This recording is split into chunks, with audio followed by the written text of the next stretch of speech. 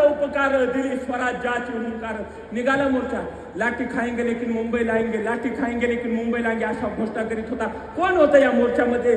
महाराष्ट्राला मुंबई आणि स्वतंत्र महाराष्ट्र व्हावा म्हणून हा मोर्चा करणारे कोण लोक होते? शेतकरी, कामगार, हातावरचं पोट जगणारे, समाजसेवक, कवी, साहित्यिक, पंत आणि आजच्या काळात सगळ्यात महत्वाचं म्हणजे जागे असणारे पत्रकार सुद्धा त्या मोर्चामध्ये होते. निघाला मोर्चा. लाठी खाएंगे मुंबई लाएंगे, लाठी खाएंगे मुंबई लाएंगे. ऊर्जा वाहत होती, स्रोत वाहत होता. ऐन वेळेला जालियनवाला बाग हत्याकांड आठवतो, जनरल डायर आठवतो. तीच गत झाली त्या मोर्चाची. वरून आदेश निघाला आणि मोर्चाच्या लोकांवर अंदाधुंद गोळीबार झाला. मायबाप, चळवळ सुरू झाल्यापासून मोर्चाच्या दिवसापर्यंत 107 जणांचं बलिदान गेलंय मुंबईला महाराष्ट्र आणि महाराष्ट्राला मुंबई मिळावी म्हणून.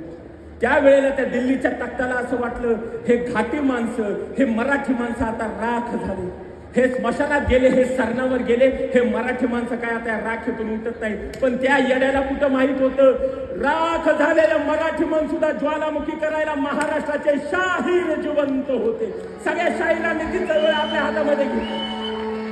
सगळ्या शाहिरांनी ती चळवळ आपल्या हातामध्ये घेतली. घर घर, वस्ती वस्ती, माणूस माणूस उमरा पिंजून काढला. जंग जंग पछाडलं. कोण होते ते शाहीर? शाहीर आत्माराम पाटील आले, शाहीर गायकवाड आले, शाहीर गवाणकर आले, शाहीर पिराजी सरनाईक आले, शाहीर साबळे आले, शाहीर वामनदादा कर्जल आले, शाहीर अमर शेख आले आणि मानाचा तुरा म्हणजे शाहीर अण्णाभाऊ साठे.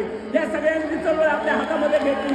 घर घर, घर घर, वस्ती वस्ती, माणूस माणूस उमरा पिंजून काढला. जंग जंग पछाडलं, जंग जंग पछाडलं. एवढं जंग पछाडलं, दिल्लीच्या तख्ताला शाहिरांच्या पायावर झुकावं लागलं आणि 1 मे 1960 रोजी मुंबईसह महाराष्ट्र आपला झाला. मुंबई नावाची नाही तर महाराष्ट्र नावाची एक बस आहे. तिचा ड्रायव्हर आपला आहे, कंडक्टर आपला आहे, तरी आपण मराठी माणसं राखीव 4 जागेवर पोहोचतो.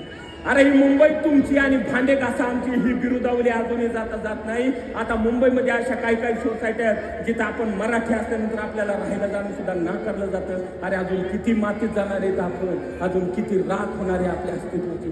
पुन्हा एकदा हा महाराष्ट्र आणि याचा स्वाभिमान काय आहे स्वराज्याचा हे दाखवून द्यायचं असेल तर पुन्हा एकदा संयुक्त महाराष्ट्राची चळवळ करावं लागेल. आणि अय मायबाप, ते सळसळत रक्त आख्यानाचे वादक तुमच्या समोर आख्यानाचे राजे म्हणून सादर करणार आहेत.